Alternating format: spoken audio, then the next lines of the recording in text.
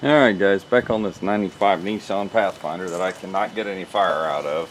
A couple of things have popped into my head that's possible that I'm having issues with. Number one is he may have some ground wire somewhere unhooked that I can't see or whatever. There's a relay missing out of a wire harness over here that I don't know where it goes to. Nothing is marked, it's just kind of a guess on my part.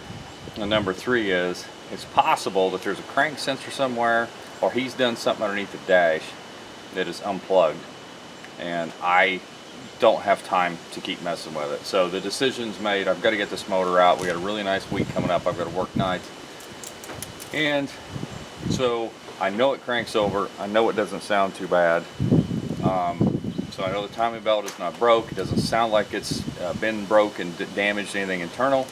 So now I'm going to go ahead and just pull all the plugs and do a compression check on it. I think that's probably the smartest thing. Then when I get the motor out, I will probably turn it upside down and pull a couple of rods, maybe a main, just to see what they look like. And if they look decent enough, then I'm just going to go ahead and take the roll, take the plunge, and put it in. First thing I'm going to do is try to get rid of some dirt around these plugs and see what we can do. And I'm going to hook this coil, since I'm having it hooked up anymore. It doesn't do any good anyway. Got two of them now. I could probably take one back to AutoZone, but I've been taking a lot of stuff back to them lately. One of the videos that will either be before or after this has to do with the issues with the Avalanche and its AC system that I've been having lots and lots of issues with. So let me get some of these plug wires out of the way.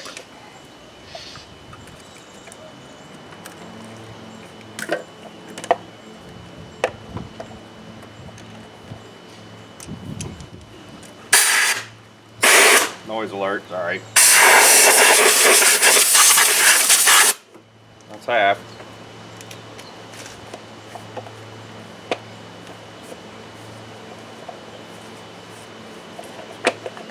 I think it'll come off there, had it off there before.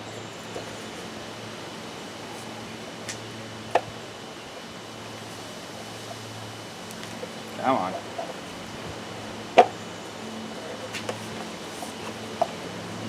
Of course, there's three of them.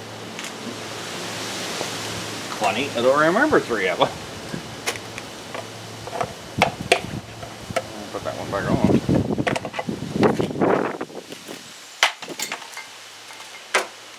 Anyway, there wasn't anything wrong with that battery either. One of that old Cobalt from 11 to 15. It just was a bad connection. I ended up having to turn that power wire upside down and put it on there a little harder. And sorry about the Band-Aid. It's really windy today.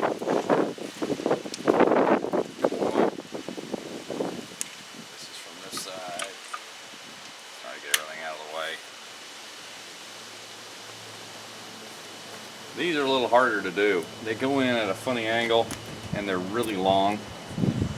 And that back one is up against the firewall. It's actually not easy to get to. We may not even do that one because it sounds like it's actually doing well on compression. See how long that is? That's just one plug wire.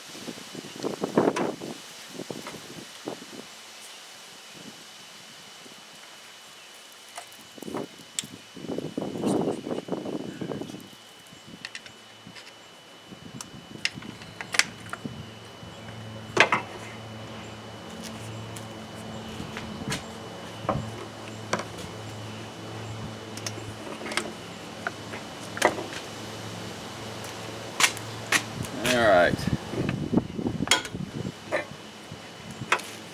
You know, I just skip this and just go on and just start pulling this motor out. That's what I ought to do, I suppose. That'll allow a little more vacuum in. And I want to undo a bunch of this because I don't think it's supposed to rain till Saturday. And it's Monday, but what I really don't want to do is end up having a bunch of stuff opened up if the weather did decide to get stupid, especially me working nights, because there's nothing I can do about it. See if I can get it. How much this stuff can get caught in the fan? Sounds like more fun. Alright. Let's see here. Oh, they're actually numbered. I might as well just take the whole thing off in. I forgot that they were.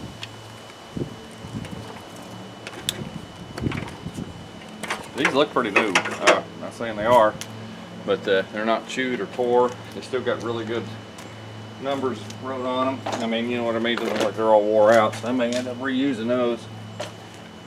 Let me pull some of this blowed out if I can. It's hard, like I said, it's really hard to get to on these. They're way far down.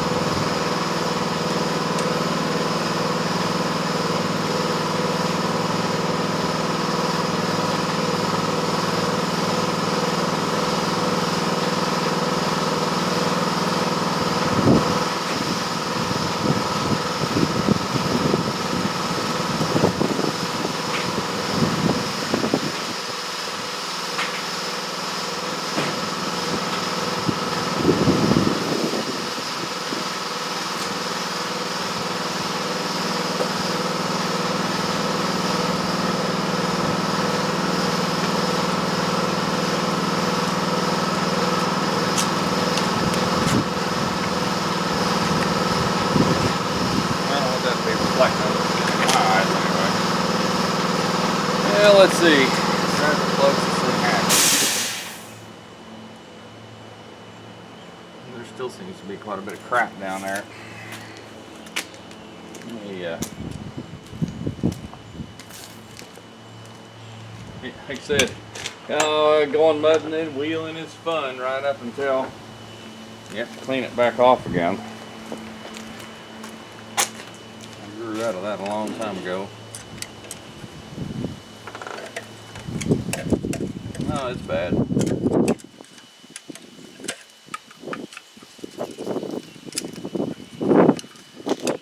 it didn't get down in them long ones, because I can reach down over that. Any of the screwdrivers I got. That's pretty bad. They're packed up clear around the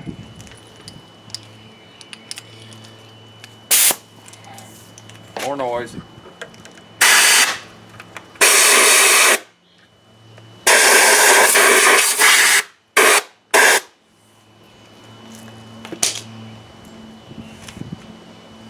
That's better. Yep. Alright. I think I can get somewhere. I see that.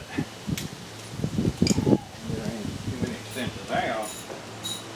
No, fail.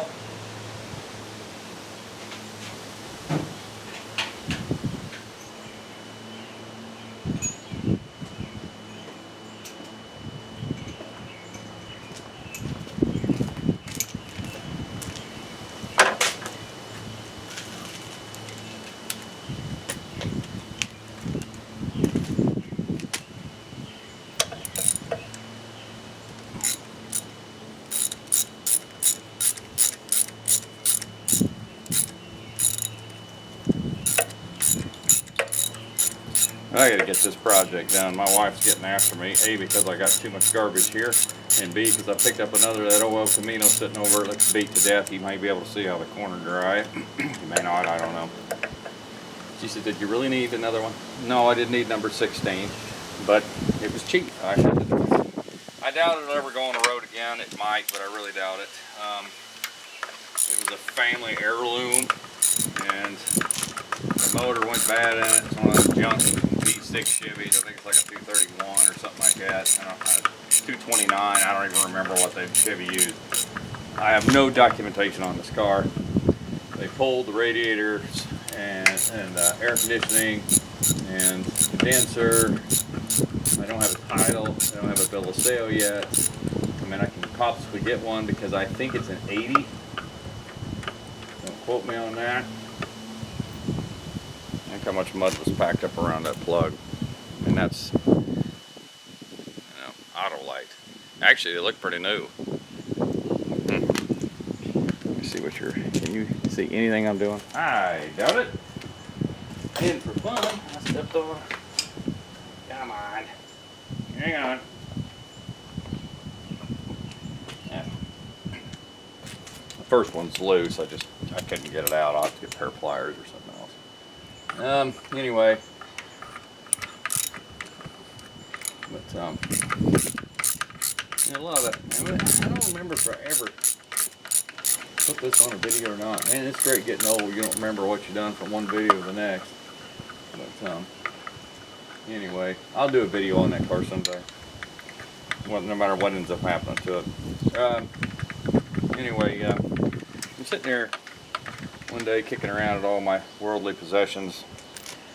My wife hates most of them, and I was trying to think of, you know, I drive. Right now, the Avalanche is the main thing that I do drive back and forth to work, just because I don't have enough room to have all my cars over here, and I don't have time to go over to the shop, continue to go over there and swap from one to the other. I'm not saying I can't do it, it's just kind of a pain. And I don't like driving some of the nicer stuff. I've drove the Mustang a couple, 3 times. Drove this MG once or twice. Drove my pickup several hundred times, but the problem is, they several years ago, they covered my truck with white paint. Company came in to paint something, and they did not take into consideration which way the wind was blowing, and it completely covered everybody's vehicle that was working that day, and actually part of shift change too. Some of the cars during the shift changed, and in doing so, I know it's down there. Yes, they paid to clean my truck, but they didn't do a very good job. And though they got, well, I guess I should say this, they did a good job of getting the paint off. The problem is, I ended up having to replace the headlights and the driving lights because they also sprayed them and whatever that cleaner was that they used, and kind of fouled everything up. This is not going to be easy to put the spark plug back in. I may have to get one single long extension so that tape the socket onto it so that the thing stays in there, you know what I mean? Because this does not look like fun if your socket falls off, because I can kind of see it if I remove the distributor cap, but I don't think I could get down there to it to get the plug out. No, of course not. I don't have one of the rubber deals in this one. I may have to go get another socket. Yeah, it's not going to let me have it. Hang on.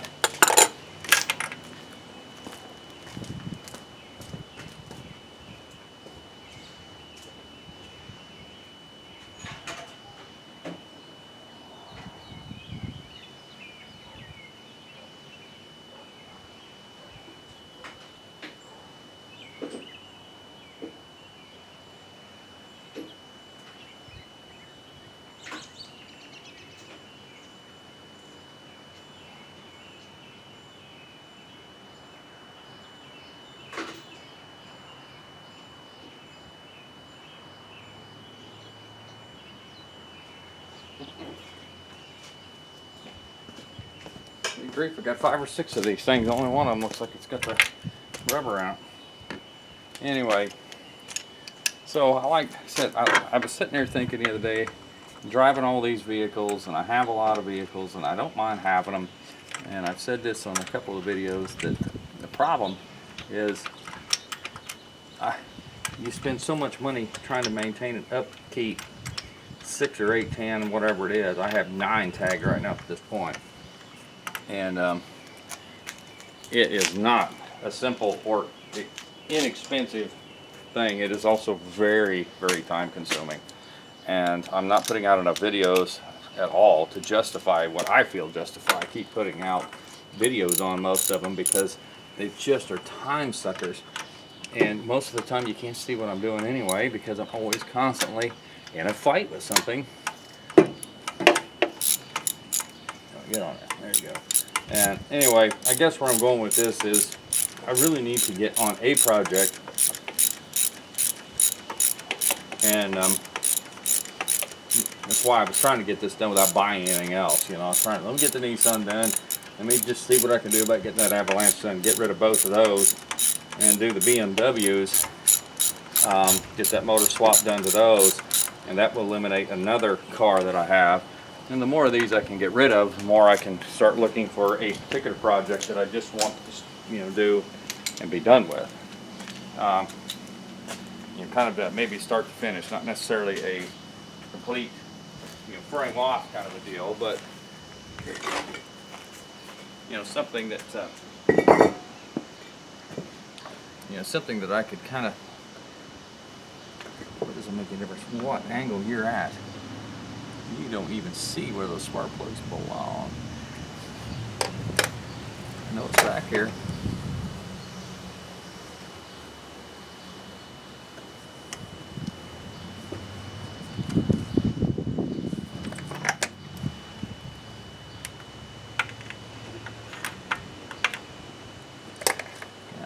I'm finding hose clamps. There's got to be some stuff he unhooked back here, and I just didn't see it. You know, when we did the compression check on that other one, I don't think we did this cylinder either. This back one, because it's just too hard to get to.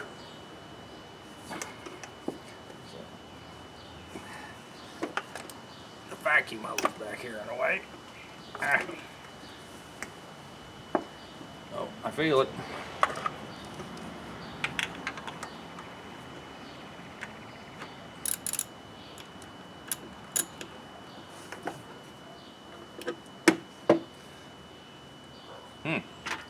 Not with that AC line there, I don't. Anyway, I may do that, and I was asked sometime in the past by a couple of different people, you know, you go through, you buy so many of these things, and I have the disease of trying to do everything in my power. I've lost it. To try to get something, there it is, back to life. How can I bring this thing back from the dead? Even though it's going to cost me 5 times what it's worth,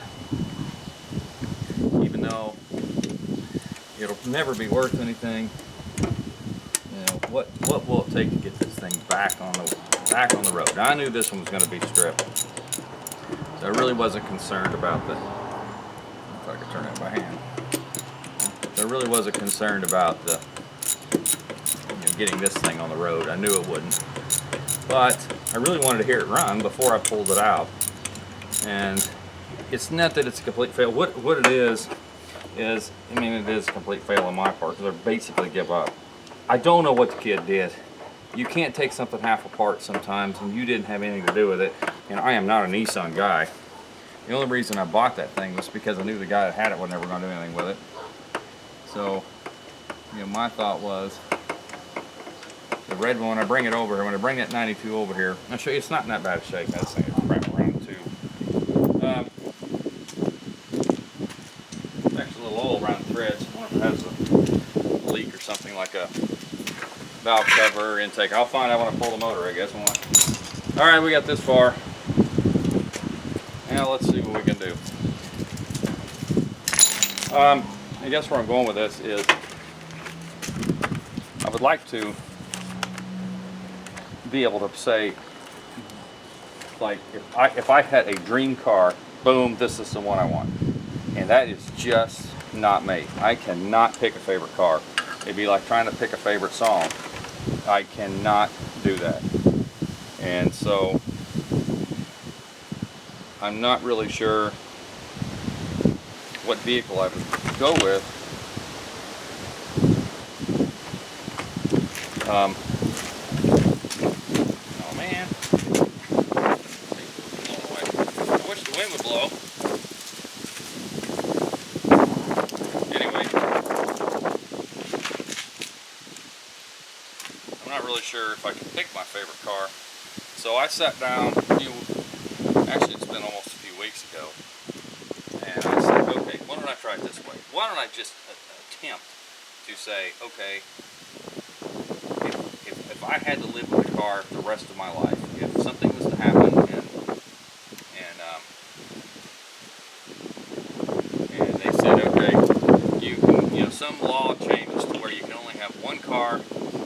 household member that's driving age that has a valid driver's license, and I had to get rid of everything I had and buy, or just keep one and or buy whatever car it was.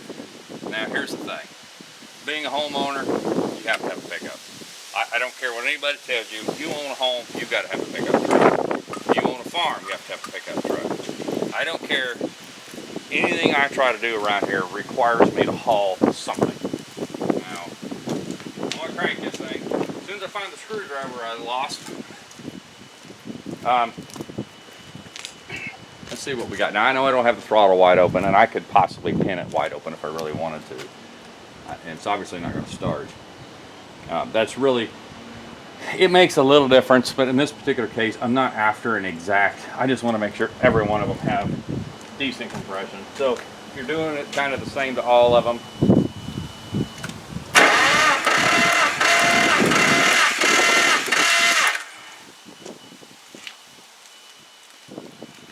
what'd we get? About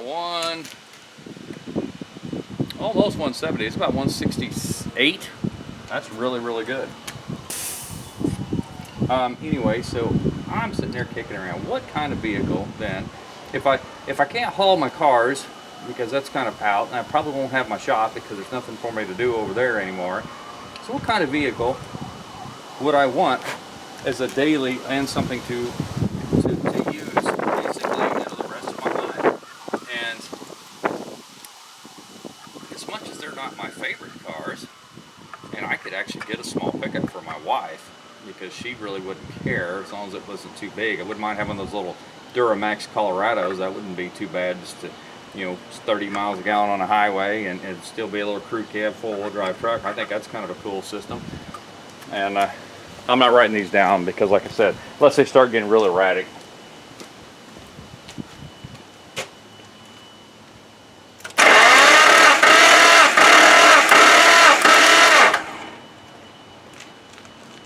So I asked myself, what kind of vehicle? That one's 150. It's a little lower, and it may not be super tight either. I'm not sure yet. Anyway, so I said, okay, what vehicle then would I want? So if she didn't want to pick up, but she absolutely wanted a car, Suburban, SUV, whatever, of some type, then I would probably get an El Camino.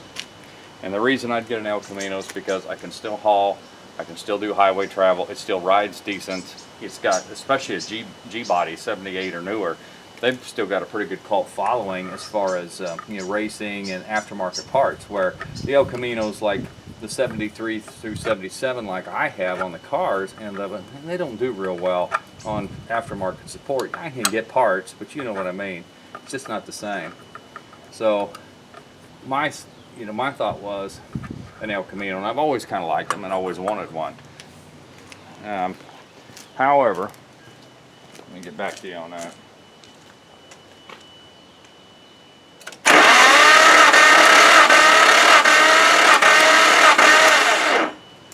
The battery could be getting a bit low because I actually pulled 2 cars on my car trailer with that battery yesterday too. What did that end up being? Ooh, that one wasn't near as good. I had to make sure it's tight.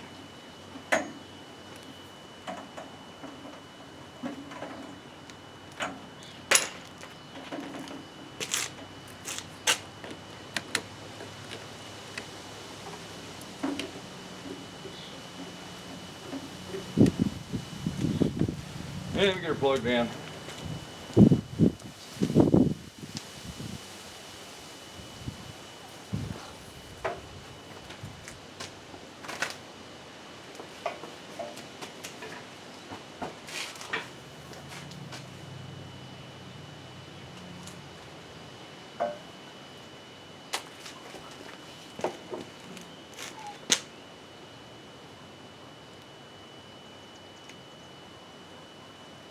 See.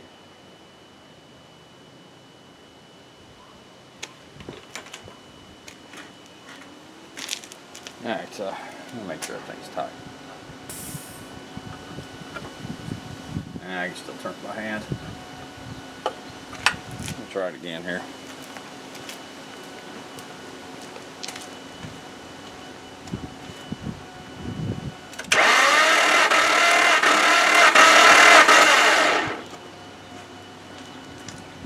Didn't seem to make any difference how fast it spun over. And I've still only got about 100 pounds on that one. This is not what I wanted to see. That's a pretty big jump from 102, looks like maybe 103 to 170. So that's a pretty big jump. And there could be other reasons. It's not bleeding off, but that's not how this works. But I think I hear a little air passing out of it. I don't think this thing's tight. They got an O-ring on them. Yeah, see, it actually took the wrong fitting off too. So, that's what I'm concerned about, getting one of them stuck down in the. I think it's 5/8.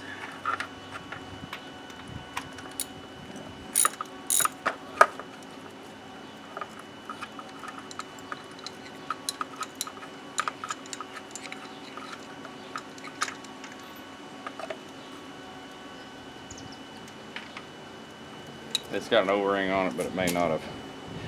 It's got a bunch of crap. It's got dirt and stuff in it. I think I see part of my problem.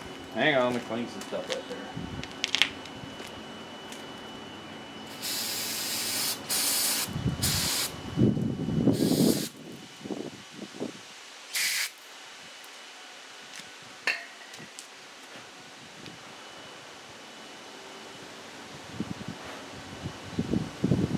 I'm not saying this is definitely the problem, but it's definitely not helping anything at all. You're hearing a high-pitched squall in the background because I got the door alarm. Yeah, this thing is packed clear full of garbage. It may not have allowed it to seal right. I don't know that though for a fact. But again, I know nothing about this motor. 100 pounds tells me it could have a bad head gasket. Could be lots of different things.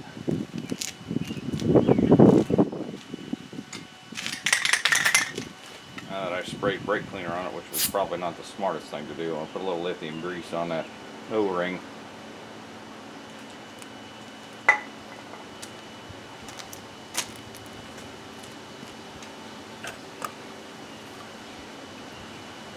And the bad thing is that I seen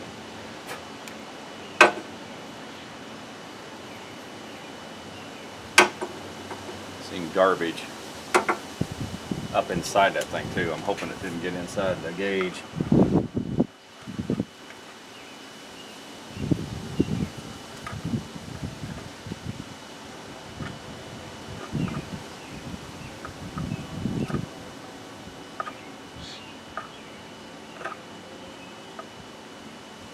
Oh, what a difference. It went down a lot further too. Well, it may not have made any difference on this, but it seemed like it made a difference. All right, let's try it again.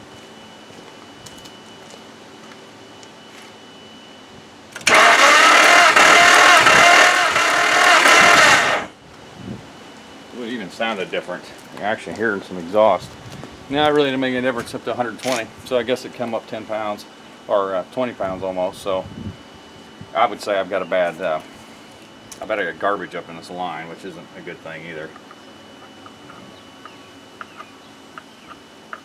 But what do you expect? And I lost my fitting again.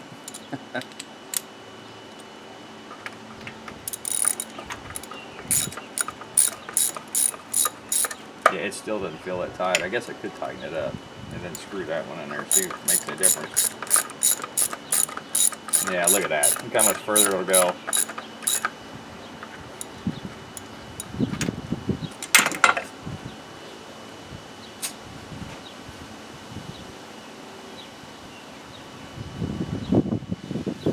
If I get this thread on there or not. Oh, look at there. Yes, I'm willing it to be better. I'm hoping everything I do here makes a difference. That's all I know.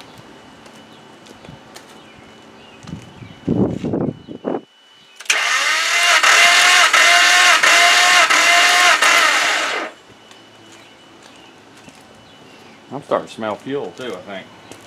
I didn't think a fuel pump worked on this. Yeah, I'm actually up to 122 now, so yeah, I think that's my problem, is I'm not getting a good seal. I still like it to be higher than that, but actually that's I like that number better than I like some of the other ones I've If you'd seen when I was getting off that other motor with the bad,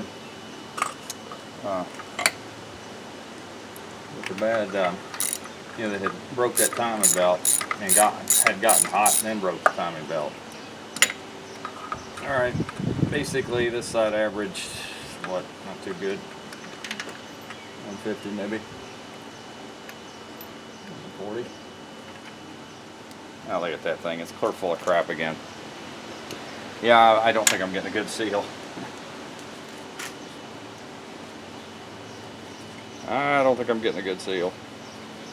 Too much crap. And yes, I'm going to pull the intake off of it anyway, so I'll try to get out all the garbage that I can before I put it back together.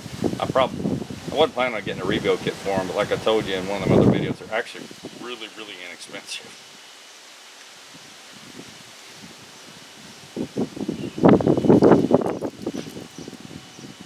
Alright. Well, that's half.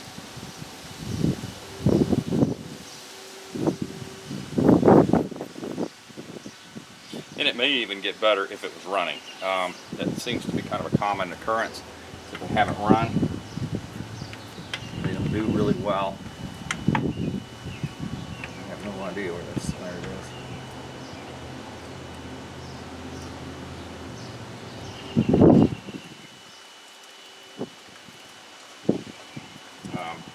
Usually once they get hot, they kind of reseat themselves down, and I didn't pour any oil in any of the cylinders. This one may not be any fun getting my fitting back out.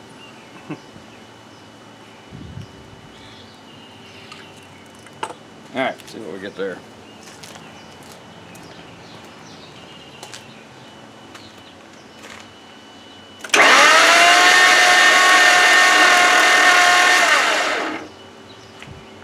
That did not sound good at all. 0.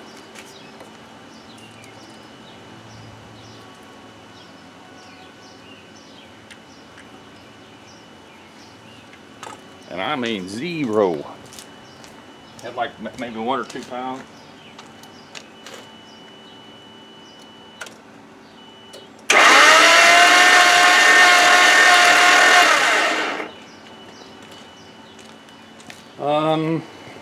I am not liking that at all. Nope, still 0. Well, I see an engine tear down in my future. I'm not even gonna mess with it, guys. I'm gonna call it. Trust me when I tell you, she's 0.